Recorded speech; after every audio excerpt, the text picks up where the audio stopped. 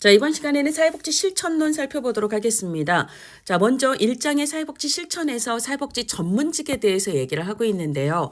우리가 이제 전문성이 있다 없다의 기준이 뭔가에 대해서 1915년 플렉스너가 제시한 기준이 있습니다. 기본으로 사회과학적 기초가 있어야 되고, 그러면 과학적 기초에 따라서 기반을 해서 기본적으로 독자적인 지식과 기술이 있어야 되고, 그럼 그거를 가르치는 교육 시스템이 있어야 되고, 실제 전문성이 있는지를 확인하는 전문적 자격제도가 있어야 되고, 그렇게 해서 전문성을 갖춘 사람들의 조직체가 있어야 되고, 그 조직체가 표방하는 전문직만의 윤리 강령이 있어야 된다라고 얘기를 했어요. 자, 그러고 난 다음에 플렉스너가 기본으로 이런 전문성의 요소를 당시 1915년 당시 주로 자선조직협회를 중심으로 활동을 했던 미국의 사회복지 실천가들이 이 요소들을 갖추지 못했다라고 비판을 하면서부터 그 뒤로 전문성을 갖추기 위한 노력을 했고, 그러고 대략 40년이 지난 후 1957년에 그린우드라고 하는 학자가 다시 전문성의 요소를 이야기합니다. 기본적으로 이론이 있어야 되고, 전문성에 대한 권위가 있어야 되고, 그리고 사회적인 인가가 있어야 되고, 전문직 문화가 있어야 되고, 그 다음에 윤리 강령이 있어야 된다. 이렇게 이야기를 하면서 1957년도 그 당시 이 정도면 우리 사회복지 쪽은 전문성이 있다라고 권론을 내린 내용이 있습니다. 자, 그래서 그린우드 같은 경우는 이권사예요. 이권사. 그래서 이론, 그 다음에 권위, 그리고 사회적 승인, 그 다음에 문강입니다. 이권사 뭐냐? 이런 느낌으로 이권사 무지? 뭐가? 뭔가? 이권사 뭔가? 뭐 이런 느낌으로 문화가 있고, 그 다음에 강령이 있고, 이렇게 외우시면 될 것 같습니다. 자, 그 다음에 사회복지 실천의 목적 쭉 읽어보시면은요, 비슷한 얘기들을 쭉 하고 있어요. 기본으로 문제를 해결해 주는 게 아니라 클라이언트가 문제를 해결할 수 있는 능력, 대처할 수 있는 능력을 키워주는 거고요. 그 다음에 개인과 환경관, 그 다음에 개인을 실제로 서비스를 제공해 줄 수 있는 환경과 연결을 해준다. 이런 내용들을 얘기하고 있어요. 그러니까 클라이언트에게 어떤 서비스가 필요하면 그 서비스를 제공할 수 있는 환경이 그 클라이언트에게 반응을 해서 서로 서비스가 연결이 될 수 있도록 한다라는 얘기를 하고 있고, 그 다음에 그 서비스를 제공하는 기관 혹은 조직이 잘 운영이 될 수 있도록 하고, 그 외에 이제 정책의 개발의 향상까지, 그리고 사회 정의, 그리고 클라이언트의 잠재력을 개발하는 등의 목적을 갖는다라고 이야기를 하고 있습니다. 자, 미국의 사회복지사 협회에서는 여러 가지 사회복지 실천의 기능을 얘기하고 있는데요. 자, 아까 이제 얘기했던 이런 거죠. 어떤 도움이 필요한 클라이언트가 있다면 그 클라이언트에게 서비스를 제공할 수 있는 환경 체계와 연결을 해준다라고 얘기를 했는데, 그 말을 달리 얘기하면 서비스 조직들이 실제로 클라이언트의 요구에 잘 부응할 수 있도록 한다라고 이야기를 하고 있습니다. 그래서 2014년에는 개인이 조직의 요구에 부응하도록 한다. 이런 식으로 조직과 개인의 위치를 바꿔서 오답을 내기도 했습니다. 자, 그 다음에 사회복지 실천은, 우리가 사회복지 실천을 하려면은요, 과학적인 속성도 필요하고 예술적 속성도 필요해요. 과학적 속성이라고 하는 것은 우리가 조사라든지 이론이라든지 뭐 기술 훈련이라든지 우리가 교육과 훈련을 통해서 함양할 수 있는 그런 속성들을 얘기를 하는 거고요. 예술적 속성은 그 사람 자체의 어떤 성향이라든지 이런 것들을 얘기하죠. 그래서 얼마나 그 사람이 창의적이고, 그 사람이 얼마나 성품이나 이런 것들이 가치가 그 사람이 추구하는 가치가 어떻게 되고, 그 사람이 직관적 능력이 어떻고, 그 사람의 판단력이 어떻고, 그 사람이 얼마나 사회적 관심이 많은가, 뭐 이런 것들은 예술적 속성에 해당합니다. 자, 그 다음에요, 사회복지 실천의 이념적 배경이에요. 자, 누군가를 돕고 싶은 마음을 인도주의 혹은 박애사상 혹은 이타주의라고 얘기를 합니다. 자, 자선조직협회 의회 방문원들이 처음에 이제 이 활동에 참여를 했던 이유는 가난한 사람들을 돕고 싶었거든요. 그러니까 이들이 왜 무급의 자원봉사 활동에 참여했는가를 설명하는 이념적 배경은 인도주의, 박애사상, 이타주의라고 할 수가 있습니다. 근데 자선조직협회가 했던 주된 활동은 상당히 통제적인 요소가 강했는데, 여기에 영향을 준 건 사회 진화론이라는 거예요. 그래서 사자다 이거예요. 사자예요. 사회 진화론은 사회 통제 성격과 연결이 되고 얘는 자선 조직 활동에 영향을 주었다. 사자 이렇게 외우세요. 근데 인민입니다. 인보관은 민주주의 이념에 영향을 받았습니다. 자, 그래서 인보관 활동에 영향을 준 건 민주주의인데요. 기본으로 얘네들이 강조하는 건 평등이에요. 동등한 관계예요. 그러니까 주는 자 마음대로 막 이게 아니라 받는 자의 권리, 선택권이라든지 자기결정권, 그들의 참여 이런 것들을 강조한다라는 거고요. 자선조직협회에서는 빈민이 가난한 건 개인 책임이다. 그러니까 개인 탓이다. 이게 자선조직협회에서는 그렇게 생각했어요. 물론 이거 자체가 인도주의는 아니고 기본으로 이제 도태될 만한 애들이 도태되는 거다. 이게 사회 진화론이잖아요. 그러니까 기본으로 네가 그렇게 가난하게 사는 건 네가 나보다 도태될 만해서다라고 생각을 하는 거예요. 그리고 이제 개인 책임을 또 강조하는 이념이 이 개인주의에서도 개인 책임을 강조하는 이런 특성이 있는 거죠. 근데 민주주의는 개인 책임이 아니라 사회적 책임, 사회 변화에 대해서 강조를 하고 있습니다. 자, 이번에는 개인주의예요. 개인주의는 개인이 권리도 있지만 책임과 의무도 있다. 그러니까 기본적으로 그 사람의 기본적인 책임을 강조한다라는 거예요. 그래서 그냥 국가의 도움을 받으려고만 하지 말고 기본적인 책임을 다하고도 안 되는 만큼만 그런 사람에 대해서만 국가가 도와야 한다 해서 수혜 자격을 축소하는데 영향을 미친 이론이 이게 개인주의다라고 이야기를 합니다. 자, 그다음에 다양화는 그리고 개인주의는 개별화 강조에도 영향을 미치게 됩니다. 그리고 다양화는 다양성을 인정하자 이런 얘기로 연결을 하시면 되겠습니다. 자, 서구 사회복지 실천의 역사에서 자선조직협회와 인보관은요, 실천론에서도 나오지만 지역사회복지론에서도 나옵니다. 자, 자선조직협회는 영국에서 1869년에 처음으로 시작이 됩니다. 자, 자선조직협회는요, 자선단체들을 조직화하기 위한 목적으로 설립이 돼요. 왜냐하면 자선단체에서 빈민을 지원을 하고 있는데 서로 따로 연계 없이 그냥 주다 보니까 지나치게 많은 서비스를 주고 또 주고 그 다음에 필요한 서비스는 또 안 주고 이런 문제가 발생을 하기 때문에 그 당시 자선단체들의 활동을 체계적으로 조정하기 위해서 자선단체들을 등록을 시켜서 같이 이렇게 조정하면서 움직였던 그런 목적으로 자선조직협회가 생깁니다. 자, 그 다음에 적자생존, 살아남을 만한 놈들이 살아남고 도태될 만한 놈들이 도태된다라고 얘기하는 사회 진화론이 자선조직협회의 활동에 영향을 주었고 이게 사회 통제적인 성격을 갖게 되었다라고 얘기를 했고요. 기본으로 과학적인 자선을 강조를 합니다. 자, 이건 뭐냐면 기본으로 도움을 요청을 하면 그냥 주는 게 아니라 조사를 거쳤다는 거예요. 그래서 데이터를 확보를 하고 우회 방문원들이 도움을 요청한 사람들의 집에 가서 이런저런 조사를 하고 조사 결과에 기초해서 무엇을 줄지 그 다음에 줄지 말지를 결정했다는 거예요. 그러니까 도움을 요청하면 그냥 도움을 준 게 아니라 조사에 기초해서 수의 자격을 심사했고 그냥 도울 만한 가치가 있다고 판단되는 경우에 한해서 도움을 제시했지 모두 도와달라고 해서 도와준 게 아닙니다. 이것을 과학적 조사에 기초해서 도울지 말지를 결정했다. 과학적인 자선이라고 얘기를 하는 거예요. 자, 그리고 클라이언트들, 빈민들을 등록해서 관리를 했다라는 이야기입니다. 자, 아까 빈곤의 원인은 개인 탓이다라고 보았다고 했고요. 그러니까 너희 열심히 살아. 도덕적 의무를 강조를 하면서 교화 역할을 이제 우회 방문원들이 시행을 했습니다.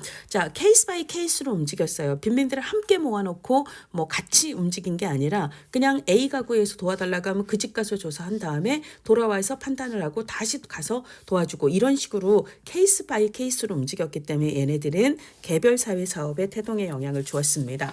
자, 그 다음에 인보관은요, 빈곤 지역에 들어가서 빈민 지역에서 주민들과 함께 거주를 했고요. 개인 문제가 아니라 사회 문제로 보았습니다. 산업화의 결과다라고 얘기를 했고요. 그래서 개별 가구를 자산 조사한 게 아니라 지역사회 문제에 대해서 조사를 했습니다. 그러니까 이들이 조사한 건 빈민 가구를 조사한 게 아니었다라는 거예요. 그래서 이걸 토대로 사회개혁을 시도를 했습니다. 그래서 개인이 바뀌어야 된다라고 생각을 한 게 아니라 집합적이고 개혁적인 해결을 강조를 했다. 빈민 지역의 환경을 개선하는 데 관심을 두었다라고 보시면 되고요. 빈민들과 함께 항상 활동을 했기 때문에 집단사회 사업 그리고 지역사회에 초점을 두었기 때문에 지역사회 복지에 태동에 영향을 주었다라고 이야기를 합니다.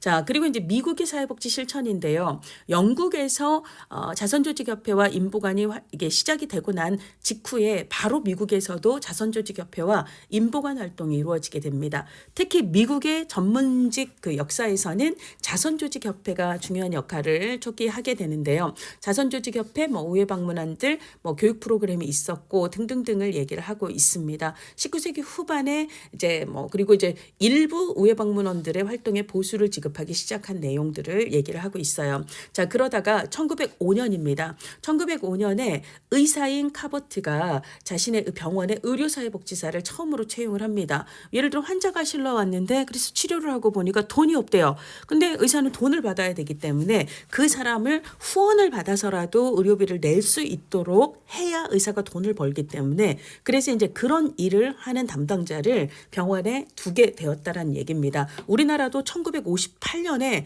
처음으로 개인 병원 단위의 의료사회복지사를 채용을 하거든요. 그러니까 다른 영역보다 병원의 실리적인 입장에서 의료사회복지사의 채용이 필요한 상황이 되기 때문에 굉장히 빠르게 채용이 됩니다. 그리고 나서 1915년이에요. 플렉스너가 앞서 얘기했던 5가지 요건, 과학적인 기초가 없다, 과학적인 기초가 필요하다, 너네만의 지식과 기술이 필요하다, 그 다음에 교육과 자격 검증 시스템이 필요하다, 그 사람들의 전문적인 조직체가 필요하다, 그리고 강령이 필요하다. 이 5가지 요건을 들어서 이게 기본으로 전문직이 되려면 이 5가지 요소가 필요한데 너네들은 그게 없잖아 라고 플렉스너가 자선조직협회 멤버들이 다 모인 자리에서 전문성에 대한 비판을 했다라는 거예요. 그게 1915년입니다. 그래서 19, 15 이렇게 외우세요. 플렉스너가 전문성이 없다고 19, 15 써요. 근데 기본으로 우리가 교육을 하려면 그래서 이제 지식과 기술 그리고 과학적인 기초를 담아서 교육을 하려면 뭐가 필요하죠? 교과서가 필요하죠. 그래서 최초의 사회복지 실천 전문 교재를 메리 리치몬드가 만들게 되는데 이게 이 1917년의 사회 진단입니다. 그래서 이게 지금 시험 문제에 꽤 많이 나온 걸 볼 수가 있습니다. 그래서 메리 리치예요. 그래서 매우 많이 놀란 메리 리치몬드가 가르칠 교재를 1917년에 만들었는데 이게 사회 진단이었고요. 이 사회 진단이라는 말은 어디에 영향을 받는가? 이 진단이라는 말은 프로이트의 이론에 영향을 받아요. 프로이트의 정신분석 이론. 왜냐하면 기본으로 플렉스너는 과학적인 기초가 있어야 된다라고 얘기했기 때문에 과학적인 기초를 프로이드의 정신분석 이론에 토대를 둡니다. 그래서 프로이드가 정신과 의사여서 기본으로 환자를 진단하고 치료한 사람이잖아요. 그래서 이제 거기서 따와서 진단이라는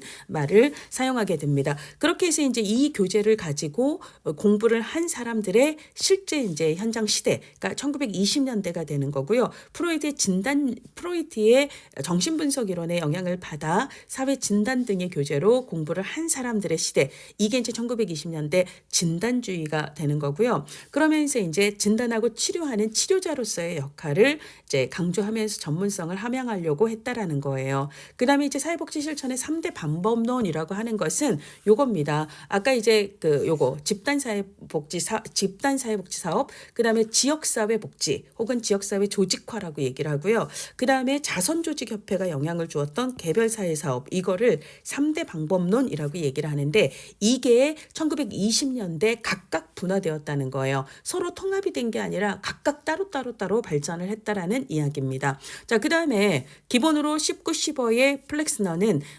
너희들만의 전문적 조직체가 없잖아 라고 얘기했어요. 그래서 협회를 1921년에 바로 설립을 한다라는 얘기가 나와 있습니다. 그러다 보니까 너무 분화가 되다 보니까 개별 사회 사업 하는 사람들은 개별 사회 사업 하는 사람들끼리, 그다음에 집단 사업 하는 사람들은 집단 사회 사업 하는 사람들끼리, 지역 활동하는 사람들은 지역 활동하는 사람들끼리 각각 따로따로 분화가 되다 보니까 이게 우리가 너무 분화가 된다. 그래서 기본으로 우리가 사회복지 실천을 한다면 공통의 어떤 기반이 있어야 되지 않니? 라고 얘기하면서 1929년에 밀포드 회의에서 8가지의 공통 요소, 사회복지 실천이라면 공통적으로 갖고 있어야 된 공통 요소를 얘기를 합니다. 자, 그래서 1929년에 밀포드 회의 요거를 또 물어보는 문제가 많이 나왔습니다. 자, 그러다가 1930년대는 대공황의 시대죠. 대공황은 대량 실직과 빈곤의 시대예요. 자, 그러다 보니까 배고픔의 문제와 실업의 문제를 호소하는 사람들에게 기본으로 진단주의, 프로이트의 진단주의는 과거 어린 시절의 트라우마 막 통찰하라 이렇게 얘기를 하는데, 무의식을 통찰하고 과거를 통찰하는 게 지금 당장 일이 없고 배고파고 굶어가는 사람한테 별로 씨알이 안 맥혀요. 자, 그래서 대공황기에 새로 등장한 게 기능주의예요. 이 기능주의는 기본으로 그 사람이 일자리가 필요하면 일자리 제공 기관의 기능을 빨리 연결하자. 근데 그 사람이 배가 고프면 음식을 제공하는 기관의 기능을 빨리 연결하자. 라고 얘기를 하는 겁니다. 그러니까 뭐 길게 끌 것 없이 단기 개입을 강조하면서 기관 기능의 활용을 강조하는 그런 입장이다라고 볼 수 있습니다. 자, 그러면서 20년대부터 시작한 진단주의와 30년대부터 시작한 이 기능주의가 서로 대립하는 시대가 50년대까지 이루어진다라는 거예요. 그러다가 57년에 처음으로 진단주의와 기능주의 학파 간의 논쟁이 종식이 되는 이 두 가지를 절충한 인물이 나타나는데, 이게 펄만이고요. 펄만이 문제 해결 모델을 얘기하면서, 즉 클라이언트의 문제를 해결하는 게 가장 중심이다. 근데 클라이언트 문제가 진단주의적 방식으로 개입할 필요가 있는 문제는 그렇게 하는 거고, 그다음에 서비스 기능을 연결해야 되는 거는 그거 하는 거고, 그러니까 문제를 해결하기 위해서 필요하면 이것도 하고 저것도 하는 거지라고 얘기를 하는 거예요. 자, 그래서 나는 이거 전문이니까 이것만 할 거야. 이게 중요한 게 아니라 클라이언트 문제 해결을 위해서 필요한 것들을 두루두루 할 수 있어야 된다. 나는 이것만 전문이야가 아니라 이것저것 두루두루, 이것을 우리가 일반주의 실천이라고 얘기를 하는데요. 자, 1957년에 이렇게 서로 다른 입장을 통합하는 방법론이 등장을 하면서 전문주의 실천이 아니라 일반주의 실천이 확대되게 됩니다. 자, 그래서 이제 1920년대 진단주의 학파와 30년대 등장한 기능주의 학파를 비교하는 문제가 나와요. 진단주의는 정신분석 이론의 영향을 받았고, 얘는 장기 개입 특성을 가집니다. 그리고 대표적인 인물은 사회진단이라는 책을 쓴 메리 리치몬드가 되는 거고요. 진단, 정신분석, 이론, 그리고 과거 강조하고요. 과거가 지금에 영향을 미친다. 그러니까 라이프 히스토리를 강조를 하겠죠. 자, 근데 기능주의 학파는 1930년대 대공황 이후에 등장을 했고요. 그러니까 과거가 아니라 현재를 강조해요. 자, 그리고 지금 여기를 강조를 한다라는 거고요. 그 다음에 과거 때문에 이 사람이 이렇게 되었다가 아니라 그냥 그 사람은 나름의 성장 가능성과 의지가 있고 스스로 자신의 삶을 창조할 수 있는 힘을 가지고 있다라고 얘기를 합니다. 이게 또 가장 많이 나온 이야기예요. 그래서 전문가인 내가 너를 진단을 해서 너를 치료하겠다. 이게 진단주의 학파의 접근이라면, 그게 아니라 치료가 아니라 원조관계, 헬핑 프로세스라고 이야기를 하는 거고요. 함께 하는 거다라고 이야기를 합니다. 기관의 기능을 이용하는 걸 강조를 하는 거예요. 그러니까 얘는 길게 걸릴 필요가 없습니다. 단기 개입을 선호한다는 거죠. 자, 그래서 기능주의는 기관의 기능을 활용하는 단기 개입이다라고 보시면 되겠습니다. 자, 이번에는 한국 사회복지 실천의 역사예요. 자, 남한을 기준으로 하여 가장 최초의 인보관 혹은 복지관은 1921년에 태화여자관의 설립에서 시작이 됩니다. 자, 근데 이제 우리가 지역복지론을 보면, 그러니까 우리나라 최초의 인보관을 북한까지를 합쳐서 얘기를 하면 1906년에 원산에 있었던 반열방이라고 얘기를 하거든요. 그래서 이게 뒤쪽에 여러분들이 이제 지역사회복지론을 보시면 1906년 반열방도 지역사회복지 쪽 역사에서 언급이 됩니다. 그러니까 이거는 이제 북한 기준인 거고요. 그 다음에 이제 남한을 기준으로 하면 1921년 태화여자관에서부터 시작을 한다라고 보시면 되겠습니다.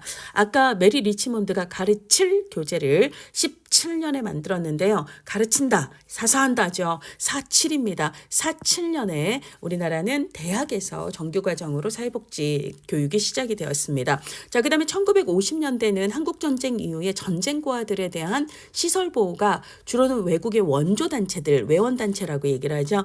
에 의해서 시작이 되었습니다. 이게 50년대예요. 근데 이제 여러 나라에서 외국의 원조단체들이 와서 자선활동을 하는데, 구호활동을 하는데 이들의 협의체가 만들어졌습니다. 만들어졌다라는 거죠. 그러니까 52년에 만들어지는데요. 일단 뭐 카바 외원단체 협의회가 나오면 50년대 한국전쟁 이후라고 생각을 하시면 되겠습니다. 그래서 그때는 외국의 원조단체들 중심으로 시설보호 중심의 사회복지가 발달이 되었어요. 플러스 구호 중심이죠. 시설보호 플러스 구호 중심의 그런 이제 사회복지가 발전이 되게 됩니다. 1965년에 교육연합회가 만들어지고요. 67년이 지금 현재 사회복지사협회의 전신인 사회사업가 협회가 67년에 만들어집니다. 자, 그리고 1970년에 사회복지사업법이 만들어지죠. 자, 우리가 이제 50년대 그리고 60년대는 외국의 원조단체, 외원단체들 중심이에요. 근데 60년대 말에 외국의 원조단체들이 본국으로 돌아가기 시작하면서 그게 남겨진 시설에 대한 국내 근거법이 필요하죠. 그래야 국고보조를 하잖아요. 그래서 70년이 딱 되기 전 시작되면서 70년에 사회복지법인과 시설, 즉 사회복지 시설에 대한 법적 근거를 만들기 위해서 사회복지사업법을 제정을 하게 됩니다. 그리고 이제 83년에 사회복지사업법을 개정을 하면서 이때 처음으로 사회복지관이라는 말이 법에 명시가 돼요. 그리고 이때 처음으로 또 사회복지사라는 말이 처음에 70년에는 사회복지사업 종사자라고 얘기했습니다. 그리고 그때는 1, 2, 3급이라는 자격 등급 체계를 만들게 됩니다. 자, 그래서 83년도에 사회복지사 그리고 사회복지관 요렇게 암기를 하시면 되고요. 자, 그다음에 80년대는 종합사회복지관 설립이 시작이 돼요. 기본으로 이제 83년도에 복지관 규정을 만들었기 때문에 그러니까 이제 그걸 근거로 해서 85년에 전국 시도에 사회복지관을 종합사회복지관을 쫙 깔게 됩니다. 자, 그렇게 해서 2년 뒤인 85년에 전국의 사회복지관을 깔았어요. 그러면 사회복지관은 기본으로 민간기관이잖아요. 그러니까 민간기관 중심이고 이제는 시설보호가 아니라 뭐죠? 지역사회를 중심으로 해서 우리 동네 주민들이 이용할 수 있는 이용기관으로서 민간복지관을 쫙 전국에 세팅을 해놨다는 거예요. 근데 우리가 지역사회 주민들이 필요한 게 민간만이에요? 아니죠. 공공 서비스도 필요하잖아요. 그래서 이제 그 공공을 맡아줄 87년에 뭘 만드냐면 그 당시 행정기관 즉 동사무소에 사회복지를 전문으로 하는 요원을 배치하기 시작했다라는 거예요. 그러니까 사회복지관 규정은 83년, 그래서 전국의 사회복지관 깔기 시작한 건 85년.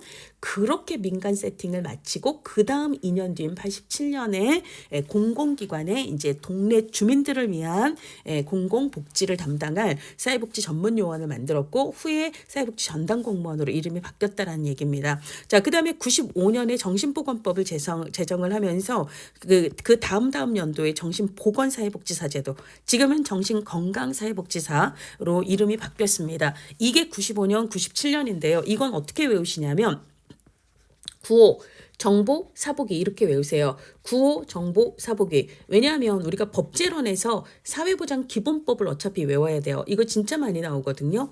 자, 그럼 95년에는 정신보건법과 사회보장 기본법이 가장 핵심이에요. 자, 그래서 구호 정보 사보기 해서 95년에 정신보건법, 그 다음에 사회보장기본법 꼭 알아두십시다. 그리고 난 다음에 이제 정신보건 사회복지사 제도가 그 다음 연도 3월부터 시작이 되었다라는 거죠. 자, 그 다음에 아까 이제 83년에 사회복지사업법을 개정을 하면서 사회복지사 도입이 됐다라고 얘기했고요. 자, 그 다음에 다시 또 97년도에 사회복지사업법을 개정을 합니다. 자, 이건 어떻게 외우냐면 고쳐, 신고, 1급 평가, 고쳐, 신고, 1급 평가 라고 외우세요. 고쳐, 신고, 1급 평가. 고쳐는 97입니다. 자, 그리고 신고는 뭐냐면 사회복지 시설이 원래는 허가제였거든요. 이때는 사회복지 시설이 허가를 받아야 설치가 되는 이런 구조였어요. 근데 이 허가제를 97년도 개정으로 신고제로 바꿨다는 겁니다. 신고제로 바꿨다라는 거는 시설 설치를 훨씬 더 수월하게 만들었다라는 거예요. 대신에 이상한 짓 하지 않도록 3년마다 평가하겠다는 제도를 같이 추가를 해요. 그래서 신고제와 평가제가 사회복지 시설에 대해서 도입이 된 이게 이제 97년도 개정을 통해서라는 거고요. 그 다음에 사회복지사 1급은 자격제도는 아까 83년도에 도입이 됐다라고 얘기했고요. 자, 1급은 그중에 국가시험을 봐야 한다. 이게 이제 법으로 규정이 된 게 97년입니다. 자, 그래서 97년은 고쳐, 신고, 1급, 평가, 신고제, 평가제, 1급 같이 알아두세요. 여기서는 물론 평가제, 그 다음에 1급 시험만 나왔지만 신고제가 지역복지 쪽, 사회복지 행정 쪽에서 또 나오거든요. 그러니까 이 세 가지를 같이 알아두시기 바랍니다. 자, 그 다음에 우리가 이제 2000년에 사회복지의 날 9월 7일을 제정을 하는데요. 이거는 실천론에서도 나왔지만 법제론에서도 시험 문제 나왔어요. 그러니까 사회복지사업법상 사회복지의 날은 9월 7일 이렇게 답을 찾는 문제가 나왔습니다. 자, 이거는 맥락이 어떻게 되냐면 1999년 9월 7일이 국기법을 제정한 날이에요. 그러니까 이제 국기법은 전 국민의 최저생활을 국가가 보장하겠다라는 선포와 마찬가지거든요. 그래서 이걸 기념하기 위해서 이 9월 7일을 그 다음 연도 2000년에 사회복지사업법을 개정을 하면서 사회복지사업법에 이 국기법을 제정한 9월 7일을 사회복지의 날로 제정을 하게 됩니다. 자, 아까 사회복지사 1급 시험이 법으로 이제 법제화된 건 97년이었지만 어쨌거나 그때 시험 없이 1급을 주는 줄 알고 들어온 사람들은 어쨌거나 나간 후부터 적용을 해야 되잖아요. 자, 그래서 1급 시험이 최초 시행된 건 2003년입니다. 자, 그 다음에 2000년대 중반에 2004년에 건강가정기본법이 제정이 되면서 2004년 5년에 이제 건강가정지원센터를 운영하기 시작했고요. 그 다음에 노인장기 요양은 어떻게 외우냐면 우리가 이제 007 제임스 본드 나오는 007 있잖아요. 007에 보면 본드걸이 있습니다. 이 본드걸이 굉장히 요염하게 생겼거든요. 이 본드걸의 이름은 최양, 박양, 김양이 아니라 요염한 요양이다 이렇게 외우세요. 그래서 요양하면 007을 떠올리세요. 그래서 장기요양보험법은 007년에 제정이 돼서 그 다음 연도인 008년에 시행이 되게 됩니다. 자, 그 다음에 아까 정신보건법은 이렇게 외우라고 했죠. 95 정보사보기 이렇게 외우라고 했어요. 그래서 95년도에는 정신보건법, 사회보장기본법이라고 얘기했는데 이 95년 정신보건법이 2016년에 정신건강 증진 및 정신질환자 복지 서비스 지원에 관한 법률 이걸 줄여서 정신건강복지법이라고 얘기를 합니다. 이 정신건강복지법으로 바뀌게 돼요. 이거는 어떻게 외우시냐면 정신이 건강해 팔팔해요. 정신이 팔팔하다는 얘기예요. 더하면 16이 되죠. 그래서 팔팔한 정신 2016년에 이 법으로 바뀌게 됩니다. 그러면서 이제 정신보건 사회복지사를 정신건강사회복지사라고 명칭을 변경을 하게 되었습니다. 2020년 12월 12일부터 전문사회복지사 제도가 시행이 됩니다. 기본으로 1급을 소지하고 1급 자격을 소지하고 지정된 이제 수련기관에서의 수련을 거치면 학교 그리고 의료 혹은 정신건강 영역에서는 각각 전문사회복지사로서 학교사회복지사, 의료사회복지사, 정신건강사회복지사 자격을 부여한다라는 거고요. 자, 이거 다 셋 다 법정 국가 자격입니다. 1950년대, 60년대, 70년대 외국의 원조단체 활동은 아까 시설보호 중심의 구호 중심의 이런 실천과 밀접하다라고 말씀을 드렸습니다. 자, 이번에는요 2장입니다. 사회복지 실천의 가치와 윤리인데요. 먼저 가치와 윤리의 개념 차이입니다. 가치는 신념과 관련이 되고 윤리는 행동과 관련이 됩니다. 자, 가치는 무엇에 대한 신념이냐, 무엇이 좋은가, 무엇이 바람직한가에 대한 신념이 되는 거고요. 자, 그 다음에 윤리는요 어떤 행동이 옳은가 그른가에 대한 판단이에요. 판단 기준 혹은 도덕적 지침이라고 이야기를 합니다. 자, 그 다음에 레비라는 학자는 사회복지 전문직의 가치를 사람 우선 가치, 결과 우선 가치, 수단 우선 가치로 얘기해요. 그래서 대 레비 보는 결수 이렇게 외우세요. 대 레비 보는 결수, 사형수의 형 있잖아요. 형, 이거를 사형인데 이거를 결로 바꾸시면 되겠습니다. 사람 우선 가치는 사람 자체에 대한 전문직의 가치예요. 인간은 존엄하죠. 인간은 다른 사람과 달라요. 인간은 이런 욕구, 저런 욕구가 있습니다. 그리고 인간은 상호 책임성이 있고요. 그리고 더 좋은 방향으로 변하고자 하는 열망을 가진 존재예요. 사람이 어떤 존재인가에 대한 가치입니다. 결과 우선 가치는 바람직한 예측한 결과예요. 차별이 있다면 차별이 철폐되어 동등한 사회참여 기회가 제공이 되는 거고 주택 문제가 해결이 된 상태 뭐 이런 것들이 이제 결과 우선 가치라고 볼 수가 있습니다. 자, 그다음에 이제 수단 우선 가치라고 하는 것은요. 사회복지사가 클라이언트를 다루는 태도나 방법이에요. 그러니까 사회복지사가 어떤 자세를 가져야 되는가. 클라이언트의 자기결정권 존중해야 되고 함부로 심판하면 안 되죠. 그다음에 비밀 보장해야죠. 이런 것들을 수단 우선 가치라고 이야기를 합니다. 자, 이번에는 인권입니다. 인권에 대한 문제는요. 2021년부터 나오고 있는데 이게 여기서만이 아니라 우리가 이제 법제론에도 보면 헌법 제10조에서 국가의 인권 보장의 의무를 규정을 하고 있는데요. 법제론에서도 이 10조 조항이 안 나오다가 최근에 이제 나오고 있습니다. 그래서 법제론과 실천론 모두에서 최근에는 이제 인권을 좀 강조하고 있다라는 거 체크를 해주시고요.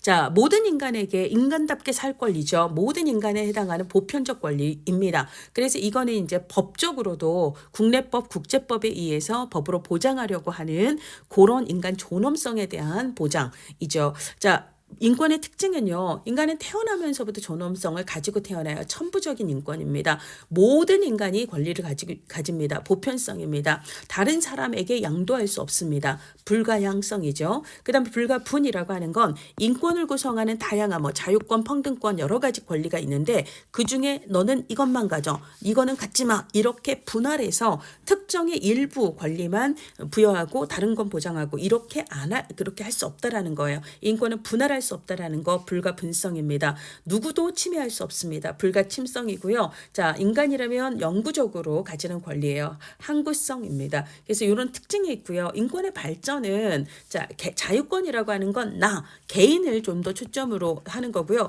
평등권은 사회, 그 다음에 이거는 국가, 이제 세계죠. 국가 간 연합을 강조를 하죠. 그래서 기본으로 내가 간섭으로부터의 자유를 보장할 권리. 그래서 예를 들어 신체의 자유라든지 표현의 자유라든지 투표할 권리라든지 이거 뭐죠? 내가 국가로부터 보장받아야 되는 그런 권리를 얘기를 합니다. 근데 평등권은요. 이 사회가 경제적으로 사회적으로 보다 더 평등한 사회예요. 그래서 평등한 사회를 지향하는 이런 경제적이고 사회적으로 문화적으로 더 평등한 그런 거예요. 그러니까 국가가 단순히 한 개인에게 뭔가를 보장하는 이런 게 아니라 국가가 보다 더 평등한 사회가 될 수 있도록 재분배 정책이라든지 이런 것들 있잖아요. 그러니까 교육에서의 평등이라든지 그다음에 일에서의 평등이라든지 이런 것들 사회보장에서의 평등, 그러니까 국가에 보다 더 적극적인 의무를 반영하는 권리가 됩니다. 그다음에 이제 세 번째 평등권이라고 하는 것은 개인이나 사회 차원을 넘어서 전 지구적인 차원으로 국가 간 연대와 단결, 그래서 평화를 지키자, 환경을 지키자 이런 것들을 평화권이라고 얘기를 하는데 인권이 이런 순서로 발전을 해왔다라는 이야기를 하고 있습니다. 자, 그다음에 이제 윤리적 갈등이에요. 사회복지 실천을 할 때는 굉장히 고민이 되는 순간들이 많습니다. 이것을 우리가 윤리적 딜레마 혹은 갈등이라고 이야기를 하는데 클라이언트와의 전문적 관계 유지하고 관련된 갈등을 할 수도 있고 클라이언트의 자기결정권을 보장을 해야 되는가 아닌가로 갈등을 할 수도 있고 그 다음에 한정된 자원을 가지고 여기도 필요한 것 같고 저기도 필요한 것 같은데 어떻게 하면 공정하게 분배를 할 수 있을까로 고민을 할 수도 있고요. 그 다음에 A라는 사람이 나의 클라이언트에 대한 정보를 나에게 사회복지사인 나에게 예를 들어 제공을 했을 때 이 정보가 나의 클라이언트에 대한 정보라면 클라이언트는 그 정보에 대해서 알 권리가 있을 텐데 그러면 이 사람은 또 나를 믿고 비밀 보장해 주세요라고 이렇게 요청을 하고 있을 텐데 이 사람에 대한 비밀 보장과 클라이언트의 알 권리 그다음에 내가 그 내용의 어느 정도를 클라이언트에게 알려줘야 되는가 진실성에 대해서 진실하게 얘기를 해줘야 되는가 이런 걸로 갈등을 할 수 있다라는 거고요. 그다음에 이 얘기를 클라이언트가 예를 들자면 폭력이나 학대나 노출이 되어 있을 때 그 사실을 내가 그 사람이 나에게 비밀 보장해달라고 얘기를 했지만 그래도 비밀을 보장을 해야 되는 건지 아닌지 이런 것들. 자, 그다음에 규칙을 그러니까 예를 들어 사회복지사가 클라이언트 문제 해결을 위해 내린 결정이 기관의 규정에는 어긋나는 상황일 때가 있는 거예요. 자, 그 다음에 동료 사회복지사가 뭔가 비위를 행했을 때 뭔가 잘못된 행동을 하거나 기관의 규정을 위반하고 부정한 일을 했을 때 이거를 지금 알려줘야 되나 기관에 이런 것들로 갈등을 고민을 할 수가 있고요. 클라이언트를 돕는 일을 하는데 클라이언트의 건강, 그러니까 클라이언트를 위해서 하는 일이 사회복지사 개인의 안전이라든지 건강이라든지 관계에 뭔가 이렇게 문제를 유발하는 경우 내가 이렇게 클라이언트를 위해서 나에게 마이너스 되는 이 상황을 견뎌야 되는 건지 아니면 나를 위해서 클라이언트에 대한 헌신을 좀 내려놔야 되는 건지 이런 걸로 고민을 할 수가 있고요. 그 다음에 클라이언트, 동료, 상사, 기관, 사회 등이 서로 다른 요구를 할 때 어느 장단에 춤을 춰야 되나 이런 걸로 갈등을 할 수도 있다라는 얘기입니다. 자, 그래서 윤리적 갈등의 유형을 크게 5가지로 나눠보면 서로 다른 가치가 상충하는 거예요. 그래서 뭐 예를 들자면 생명도 보호해야 되고 그 다음에 그 사람의 자기결정도 해야 되는데 죽겠다고 하는 자기결정을 따르면 그 사람의 생명이 위험하고 생명 보호를 하려면 그 사람의 자기결정을 존중하지 않아야 되고 이런 게 이제 서로 다른 가치가 상충할 때 오는 딜레마입니다. 자, 그 다음에 기본으로 사회복지사는 클라이언트에 대한 헌신의 의무도 있고요. 그 다음에 자신이 속한 기관에 대한 충성의 의무도 있습니다. 근데 이제 이게 서로 대립이 될 때 어느 쪽에 조금 더 우선을 두고 판단을 해야 되는가 이게 이제 의무상충에서 오는 그런 갈등이 됩니다. 자, 그 다음에 이제 결과의 모호성이라는 것은 내가 A라는 대안을 채택을 해야 되나 말아야 되나를 고민할 때 채택을 했을 때의 결과 그 다음 채택하지 않았을 때 예상되는 결과를 따져서 좀 더 혜택이 크거나 결과가 좋거나 아니면 손해, 해악의 정도가 좀 덜한 선택을 해야 되는데 결과 자체를 알 수가 없을 때 그거를 해야 되는지 말아야 되는지 판단하기가 힘들다는 거예요. 결과의 불확실성 혹은 모호성 때문에 해야 되는지 말아야 되는지를 판단하기 어려운 건 결과의 모호성입니다. 자, 그 다음에 클라이언트가 한 사람이 아니라 여러 사람일 때가 있습니다. 그러면 이제 여러 명일 때는 누구의 이익을 최우선에 두어야 하는가로 고민을 할 수가 있는데 이게 이제 클라이언트 체계의 다중성에서 오는 갈등이다라고 이야기를 합니다. 자, 힘의 불균형 혹은 권력의 불균형에서 오는 갈등이에요. 사회복지사와 클라이언트 간의 관계가 아무래도 클라이언트가 도움을 받는 의존하는 입장이다 보니까 클라이언트가 사회복지사한테 의존하게 되면서 클라이언트 자신의 결정권이라든지 알 권리가 침해되는 문제 이런 것들이 발생하는 것에 대한 갈등을 할 수가 있습니다. 자, 윤리적 의사결정에 대한 윤리적 갈등에 대한 의사결정에 대해서 이야기를 해보면은요, 뭐 2013년에 절대주의, 상대주의 얘기가 나왔는데 이거는 뭐 옳은 건 무조건 지켜라. 그 다음에 상대주의는 경우에 따라서는 지키지 않는 게 맞는 상황도 있다. 대표적으로 비밀보장이라든지 자기결정의 경우는 언제나 무조건 절대적으로 지켜라가 아니라 생명보호하고 갈등이 될 때는 생명을 살리는 게 더 우선이 되기 때문에 그때는 오히려 따르지 않는 게 맞을 수도 있다. 이런 것들은 상대주의에 해당한다라는 거죠.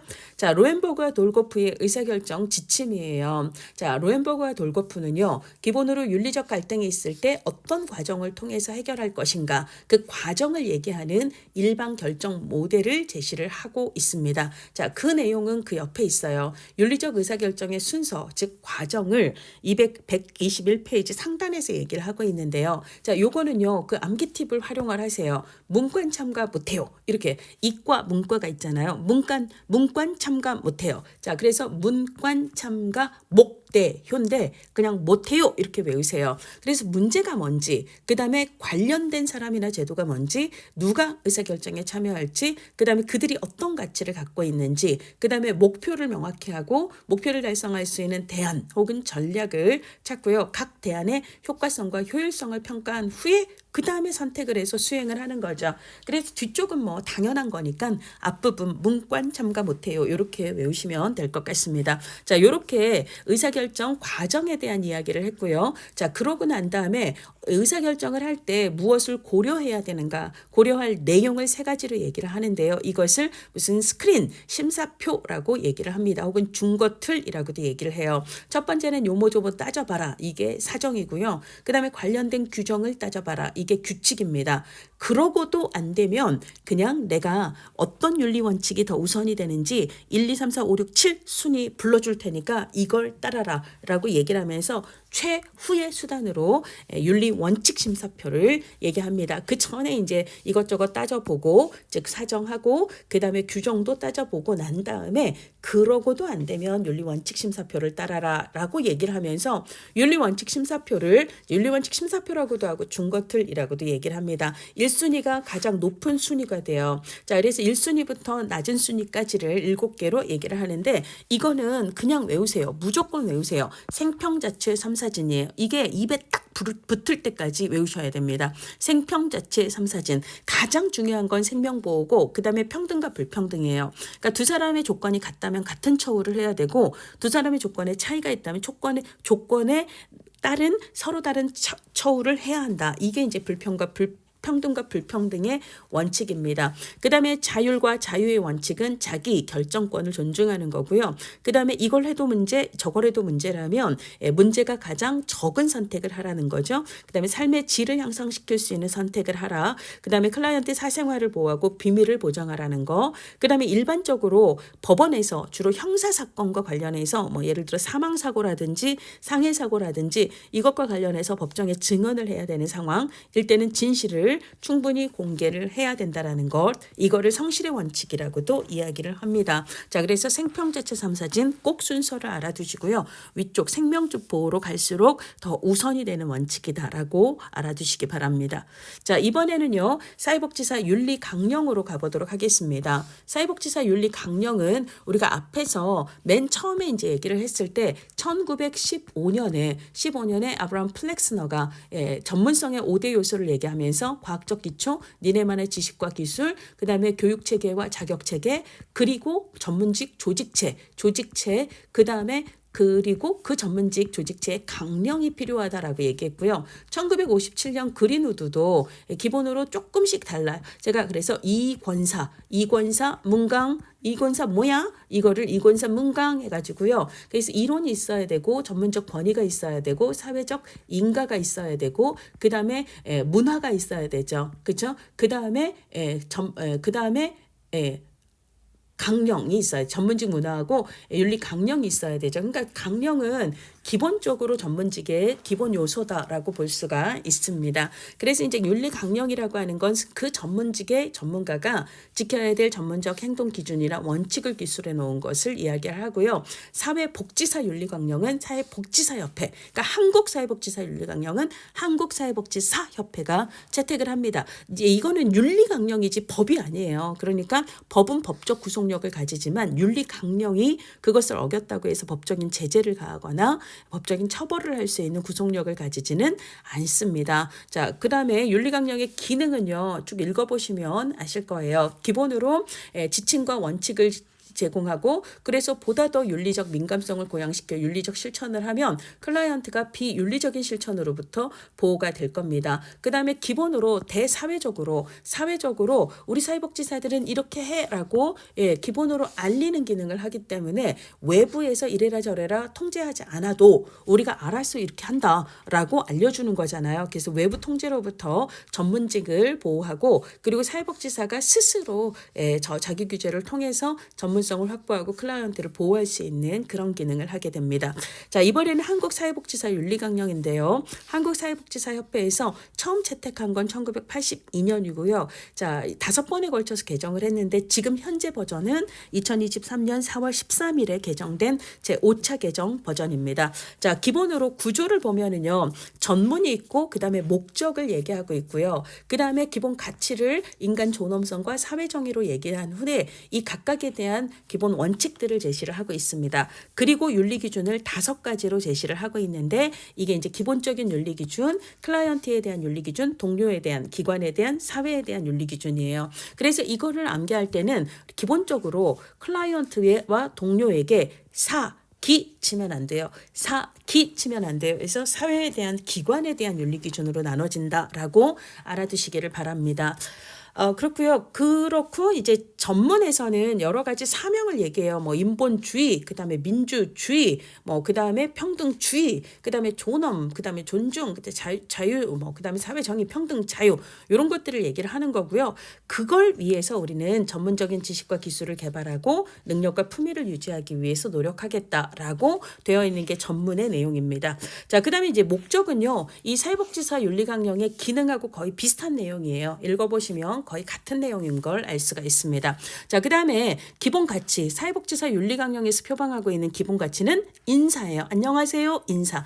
인간 존엄성과 사회 정의라는 거 알아두시고요. 인간 존엄성은 사회복지사가 클라이언트 혹은 인간의 존엄을 존중하겠다 이런 느낌으로 이해를 하시고요. 사회 정의는 내가 당신을 존중하겠다 이거를 넘어서서 이 사회가 보다 더 포용적이고 차별 없는 사회가 되도록 내가 지역의 다른 사람들이랑 함께 연대해서 열심히 활동하겠다. 이런 느낌으로 이제 구성이 되어 있습니다. 자, 그다음에 이제 윤리 기준이 이제 기본적 윤리 기준, 클라이언트에 대한 동료에 대한 이런 윤리 기준이 있다라고 얘기를 했는데요. 일단 기본적인 윤리 기준은 전전전으로 외우세요. 전입니다. 그래서 전문가로서의 자세, 전문성 개발을 위한 노력, 그리고 전문가로서의 실천에서 전전전 이렇게 되는데요. 이때 전문가로서의 자세는 인사예요. 그러니까 여기서 얘기하는 인사하고 같은 내용이에요. 인간 존엄성을 존중하고 사회정의를 실현하겠다 이런 얘기고요. 그 다음에 전문성을 개발을 위한 노력은 우리가 고려의 금속활자 직지심경을 떠올리십시다. 직지심경을 떠올리세요. 직무능력 개발을 위해서 교육, 훈련, 연수 열심히 받겠다. 그 다음에 지식기반 실천을 증진하기 위해서 얘는요 주로 이제 연구하고 평가 이런 거 열심히 하겠다 이런 얘기예요. 이거는 이제 주로 교육에 대한 얘기를 하고 있습니다. 그래서 전문성 개발은 직지심경을 떠올리시기 바랍니다. 자, 그 다음에 전문가로서의 실천인데요. 전문가로서의 실천은 품자 이경으로 외우세요. 품자 이경으로 외우세요. 그럼 이거는 우리가 유튜버의 품자가 있고 그 다음에 배우 중에 이경이 있잖아요. 이 두 사람을 떠올리세요. 품자와 이경 해서 품자 이경, 품위와 자질 유지, 자기관리, 이해충돌에 대한 대처, 경제적 이득에 대한 실천 이렇게 품자 이경으로 외우시거나 아니면 이자로 경품을 주네 이렇게 외우셔도 됩니다. 그래서 이 순서가 되는 거죠. 이자, 이해충돌에 대한 대처, 그 다음에 자기관리, 경품을 주네, 경제적 이득, 그리고 품위와 자질 유지 해갖고 이자로 경품을 주네 이렇게 외우셔도 상관없어요. 자, 품자 이경으로 외우시든 이자로 경품을 주네를 외우시든 무조건 암기를 하셔야 됩니다. 자, 그 다음에 클라이언트에 대한 윤리 기준은 기본으로 이제 다 7개가 있어요. 근데 이제 그 중에서 기본으로 이거 클라이언트의 이거는 기본이죠. 클라이언트는 어차피 클라이언트에 대한 윤리 기준이니까 그러니까 시험 문제에서는 주로 티가 나지 않게 4, 5, 6, 7 클라이언트의라는 게 없는 예를 중심으로 시험 문제를 낼 수밖에 없어요. 그렇죠? 그러니까 특히나 4, 5, 6, 7 이 4개를 여러분들이 이쪽 기본적 윤리 기준의 애들하고 헷갈리지 않는 게 중요합니다. 자, 그러면 클라이언트에 대한 윤리 기준은 어떻게 외우시냐면 자, 클라이언트는 디폴트니까 그거 빼고요. 순서대로 암기를 하면 자기예요. 그래서 자기결정권하고 그다음에 물론 여기에도 자기 관리가 있지만 얘는 그냥 자기 관리인 거고요. 이쪽은 클라이언트의 자기결정권이라서 헷갈릴 필요가 없어요. 자, 자기예요. 그래서 자기와 기록 관리고 그다음에 정보에 입각한 동의와 업적 경계 유지입니다. 그 다음에 자기 정직 서관사입니다. 서비스 종결과 권익 옹호와 사생활 보호예요. 그래서 자기 정직 서관사 이렇게 외우시면 깔끔하게 끝납니다. 여기 오타가 있는데요. 여기 정보에 입각한 동의라고 바꿔주시면 되겠습니다. 자, 그 다음에 이제 나머지 내용은 넘어가도 될 것 같아요. 자, 그렇게 해서 쭉 넘어가시면 2장이 끝나게 됩니다. 자, 이번에는요 3장 사회복지 실천과 사회복지 사로 가도록 하겠습니다. 자, 사회복지 실천은 개입 방식에 따라서 직접 개입과 간접 개입으로 나눌 수 있는데요. 둘 다 목적은 문제 해결이에요. 둘 다 목적은 문제 해결인데 문제 해결을 위해 클라이언트를 변화시키는 거는 직접 개입입니다. 클라이언트를 상담하고 치료하고 교육하고 훈련하고 클라이언트에게 정보를 제공하고 클라이언트를 방문하고 클라이언트를 돌보거나 보호하고 이런 것들은 클라이언트를 변화시켜서 문제 해결을 하는 방법, 즉 직접 개입에 해당하는데요. 간접 개입은 그 외의 방법들이에요. 그래서 뭐 공청회를 한다거나 홍보를 한다거나 모금 활동을 한다거나 프로그램이나 정책을 개발한다거나 서비스를 조정한다거나 뭐 이런 것들 있잖아요. 이런 것들이 이제 캠페인을 진행한다거나 그다음에 옹호 이런 것들은 간접 개입에 해당합니다. 특히 우리가 클라이언트를 옹호한다고 할 때 이것을 클라이언트를 교육하는 거와 클라이언트 옹호 다 직접 아니야라고 생각할 수 있는데 옹호라는 것은 클라이언트가 정당한 권리를 갖고 있는데 누군가가 이 클라이언트의 정당한 권리를 무시하는 부당한 어떤 처우를 했을 때 이거를 내가 사회복지사가 클라이언트의 권익을 대변하면서 이 부당함을 철폐하는 일을 하는 게 옹호거든요. 그러니까 클라이언트를 바꾸는 게 아니라 클라이언트의 권리를 무시하는 어떤 정책이나 뭐 이런 것들을 바꾸는 게 옹호라서요. 옹호도 간접 실천에 해당합니다. 자, 그다음에 이제 우리가 사회복지 실천의 수준에 따라서 미시적 수준의 실천, 중시적 수준의 실천, 거시적 수준의 실천 이렇게 나눌 수도 있는데요. 미시적인 실천은 직접 실천하고 같은 내용이다라고 보시면 돼요. 그러면 이제 간접 실천에서 어떤 건 중시고 어떤 건 거시가 되는데 대부분 간접 실천은 거시예요. 근데 중시는 뭐냐면 사회복지사는 기관에 속해서 기관 내부 업무도 보잖아요.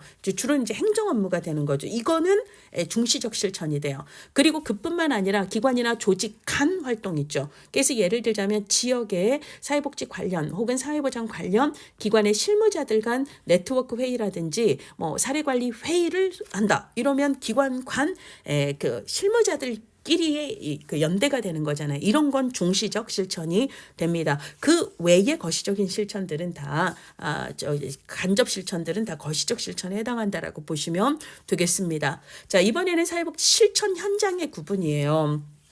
기본으로 그 기관의 주된 기능이 사회복지 서비스 제공에 있으면 이건 1차 현장입니다. 근데 기관의 주된 기능은 사회복지 서비스 제공이 아닌데 교육이나 치료나 뭐 등등의 다른 기능인데 근데 거기서 사회복지 실천을 할 수도 있는 기관을 2차 현장이라고 얘기를 합니다. 대부분의 이제 사회복지 기관들은 1차 현장이 되는 거고요. 그 외에 보건소라든지 병원이라든지 뭐 이런 데들은 치료가 1차적인 기능이고요. 그다음에 학교 이런 경우는 학교는 교육, 그다음에 행정복지센터도 사회복지기관이 아니죠. 그래서 보호관찰소라든지 교정시설도 사회복지기관이 아닌데 근대 사회복지를 할 수도 있는 기관이기 때문에 2차 현장입니다. 자, 그다음에 생활시설과 이용시설이에요. 주거 서비스가 포함이 되면 생활시설인 거고 그렇지 않으면 이용시설이 됩니다. 자, 이거는 시설 이름이 굉장히 많기 때문에 이런 팁을 가지고 암기를 하셔야 돼요. 생활시설은요. 시설명에 요양, 주거, 거주, 쉼터, 공동생활가정 들어간 무조건 생활시설입니다. 그리고 이제 플러스를 하자면 주택, 노인복지 주택과 같이 주거, 거주, 주택 이런 거 다 생활시설이 됩니다. 자, 그 다음에 아동복지시설이 시험 문제에 많이 나오는데요. 아동복지시설의 이름이 끝이 시설로 끝나는 애들도 있고 그 다음에 끝이 센터로 끝나는 애들도 있고 끝이 기관으로 끝나는 애들도 있고 그래요. 근데 센터하고 기관은 어차피 다 이용시설이거든요. 그럼 이제 시설로 끝나는 애들이 생활시설인가 이용시설인가를 구분을 해야 되는데 아동복지시설에서 시설명이 시설로 끝나는 것들 중 하나만 이용시설이에요. 그게 뭐냐면 아동 전용시설이라는 거죠. 그래서 여기 아동복지시설 중 시설명이 시설로 끝나는 애들 중에 아동 전용시설 하나만 이용시설이고요.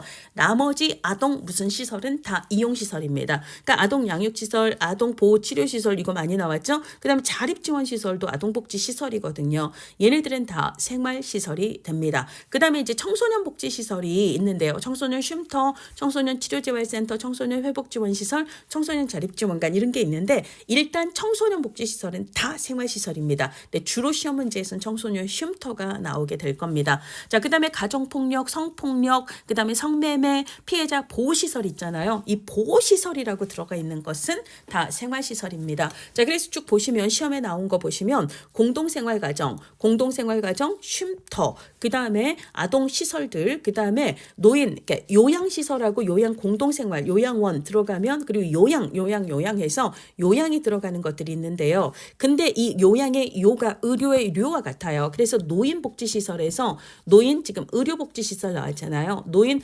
의료복지시설, 복지시설에 들어가는 게 뭐냐면 복지시설에는 두 가지가 들어가는데 이 의료의 료가 요양의 요와 같습니다. 여기에 해당하는 게 노인 요양시설하고 노인 요양 공동생활가정, 노인 요양 공동생활가정이 이 의료복지 시설에 들어가요. 공동생활가정 이렇게. 근데 이제 공동생활가정은 시설 규모가 9명까지고요. 10명부터는 시설이라고 얘기합니다. 그러니까 시설과 공동생활가정은 규모의 차이일 뿐이고요. 기능은 동일합니다. 노인 요양이라고 하는 건 노인 의료복지시설에 해당하기 때문에 사실은 얘네들하고 같은 얘기예요. 노인 요거하고 노인 의료복지시설은 같은 얘기다라고 보시면 되겠습니다. 자, 그리고 뭐 예를 들어 피해자 보호시설 있고요. 피해자 보호시설 있고 공동생활가정 있고 거주 주거 들어가면 얘는 생활시설이다라고 생각을 하시면 되겠습니다. 자, 그렇게 생활시설 하나만 확실하게 알아두셔도 이용시설은 크게 헷갈리지는 않을 거예요. 자, 이용시설의 경우에는요. 복지관 상담소가 가장 중요하죠. 그리고 나는 우리 집에 있겠다. 네가 와라. 제가 그다음에 내가 잠깐만 낮에 가서 잠깐만 밤에 가서 그리고 우리 집에 돌아오겠다. 내가 며칠만 거기 가서 이 단기 보호는 보통 월 9일 이내거든요. 그러니까 불가피하게 내가 며칠 동안 나를 보호해야 되는 가족들이 집에 없어서 그동안만 거기 가서 있다가 집으로 오는 거죠. 그 다음에 끝이 기관으로 끝나면 얘는 이용시설이 됩니다. 그 다음에 이제 시설명이 센터로 끝나는 것 중에 이거 청소년 치료재활 센터 있잖아요. 이 센터 얘 하나만 빼고는 모두 이용시설인데요. 청소년 치료재활 센터가 우리 시험에 나올 확률은 극히 드물어서 일단 그냥 센터 들어가면 이용시설이다라고 문제를 푸시면 될 것 같습니다.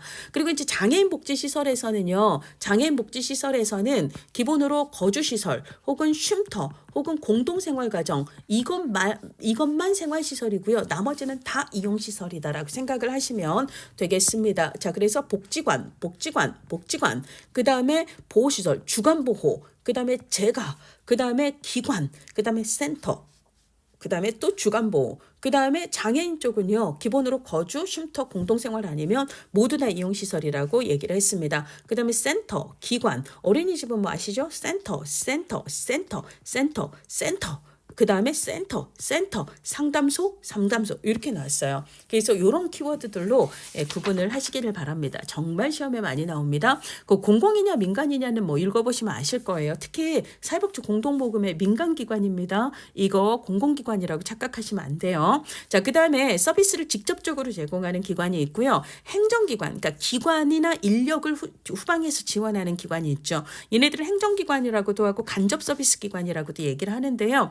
자, 주로는 무슨 협회, 협의회 이런 데들 그리고 공동모금회, 뭐 회회 이런 애들이 주로 행정기관에 해당합니다. 자, 그다음에 영리 비영리는 뭐 아실 겁니다. 기본으로 이제 비영리는 수익이 날 수 있어요. 그러니까 비영리가 수익 창출을 하면 안 돼. 이러면 틀려요. 수익이 나지만 이게 기본으로 조직원들 주머니에 인마이 포켓 하는 게 아니라 다시 서비스를 위해 재투자하는 구조가 되는 게 비영리다라고 보시면 되겠습니다. 자, 그다음에 정부 부처들을 쭉 물어보고 얘기하고 있는데요. 이게 좀 바뀌었죠. 그래서 여성가족부가 지금은 성평등가족부로 바뀌었습니다. 그래서 여성가족부를 여러분들 성평등가족부로 바꿔서 이해를 해주시면 되겠습니다. 자, 그리고 영유아보육법은 원래 보건복지부 소관이었는데 지금은 교육부 소관으로 바뀌었다라는 것도 체크해 주세요. 자, 이번에는요. 사회복지사로 가도록 하겠습니다. 자, 사회복지사하고 관련해서 우리가 앞에서 얘기했던 건 1970년 사회복지사업법에서는 사회복지사라는 단어가 없었어요. 그때는 사회복지사업 종사자라고 얘기를 했습니다. 그러다가 1983년에 처음으로 사회복지사업법을 개정을 하면서 그때 두 가지 사회복지관 규정 들어갔고 그리고 사회복지사 규정이 들어갔고 그때 최초로 1, 2, 3급을 규정을 했다라고 얘기했습니다. 그 다음에 1997년 고쳐 신고 1급 평가라고 얘기했죠. 1급은 국가시험 봐야 돼라고 규정을 했고 그래서 2003년에 이 1급 1회 시험이 시작되었다라는 얘기는 앞에서 했었어요.